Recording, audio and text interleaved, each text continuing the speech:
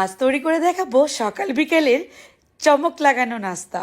Husband কিন্তু এই নাস্তা খেয়ে প্রশংসায় পঞ্চমুখী হয়ে যাবে, আর যার শাশুড়ির রাগী সেই শাশুড়ি কিন্তু হাসি খুশি থাকবে সারাক্ষণ এই নাস্তা বানিয়ে খাওয়ানোর পর। এই নাস্তা বানানো যেমন সহজ তেমনই কিন্তু খরচও কম। যে কেউ বানিয়ে নিতে পারবেন অল্প সময়ে অল্প খরচে। আর কথা নয়, চলুন দেখে নিই ঝটপট মূল রেসিপিটা। একটা বোলে নিয়ে নিচ্ছি 1 কাপ পরিমাণ সুজি, হাফ কাপ পরিমাণ চিনি। এখানে যেহেতু ছোট ছোট বাচ্চারা খাবে সেক্ষেত্রে মিষ্টি ব্যবহার করতে পারেন। সামান্য পরিমাণ লবণ দিয়ে দিলাম, 1 কাপ পরিমাণ নর্মাল ঠান্ডা পানি দিয়ে দিচ্ছি। এবার একটু চামচ দিয়ে ঘুটে দিব। ঘুটে দেওয়ার পর এটাকে 10 মিনিট আমি রেস্টে রাখবো। এর কারণে কিন্তু সুজিটা নরম হয়ে গলে যাবে। ঢাকনা দিয়ে 10 মিনিট ঢেকে রাখছি। ফিরে আসবো 10 মিনিট পর। এরই মধ্যে সুজিটা একদমই নরম হয়ে গেল আর অনেকটা ফুলেও উঠেছে। এই পর্যায়ে অনেক ঘন আছে। এখন আমি আরও কিছু উপকরণ দিব। একটা ডিম দিয়ে দিচ্ছি, দুধ দিয়ে দিব 1 কাপ পরিমাণ, যেহেতু অনেকটা ঘন হয়ে গেছে। এখানে আমি জাল করা 1 কাপ দুধ দিলাম, ঠান্ডা দুধ। ডিম দেওয়ার কারণে ভালোভাবে ঘুটে নিতে হবে।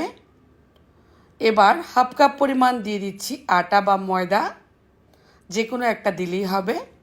দেওয়ার পর একটা হ্যান্ড উইচের মাধ্যমে খুব ভালোভাবে ফেটিয়ে নিব, এতে করে কিন্তু কোনো রকম লাম্পস থাকবে না।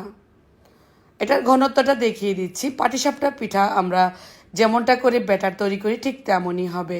এখন শুধু এই কাপটা দিয়ে নিব আর পিঠাগুলো বানাতে থাকবো। কোনো রকম তেল ছাড়া শুকনা প্যানের মধ্যে মিডিয়াম হিটে আমি এভাবে করে ব্যাটার দিয়ে দিচ্ছি।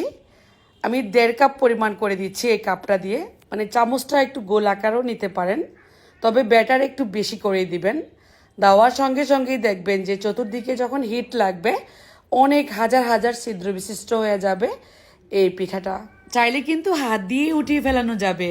কোনো রকম তেল ছাড়া শুকনা প্যানে এত সুন্দর দোসার মতো প্যানকেক তৈরি করা যায়, সেটা আসলে আগে জানা নাও থাকতে পারে।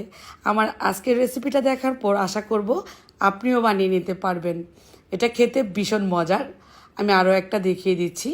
চুলার হিটটা কিন্তু চতুর্পাশে লাগতে হবে, তাহলেই এতটা ছিদ্র বিশিষ্ট হবে এই পিঠাটা।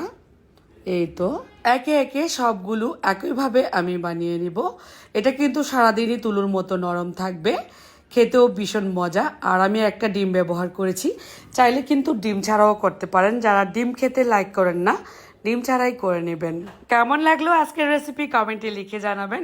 ভালো লাগলে বেশি বেশি করে শেয়ার করে দিবেন। পরিবারের সকলের মন খুশি রাখা নাস্তা এটা। অপর পিঠটা কিন্তু একদমই প্যানকেকের মতো। ডিম দেওয়ার কারণে অনেক বেশি হেলদি হয়। এটা চাইলে বাচ্চাদের টিফিনেও দিয়ে দিতে পারেন। টিফিন বক্স খালি আসবে, কথা দিলাম। এভাবে করে ভাঁজ করে রোলের মতো করে সারাদিন টেবিলে রেখে দিবেন। বাচ্চাদের যখনই মন চায় তখনই খেয়ে নিতে পারবে। আজকের মতো তাহলে বিদায়। সবাই ভালো থাকবেন, সুস্থ থাকবেন। আবারও দেখা হয়ে যাবে নতুন রেসিপির সাথে। সেই পর্যন্ত আল্লাহ হাফেজ।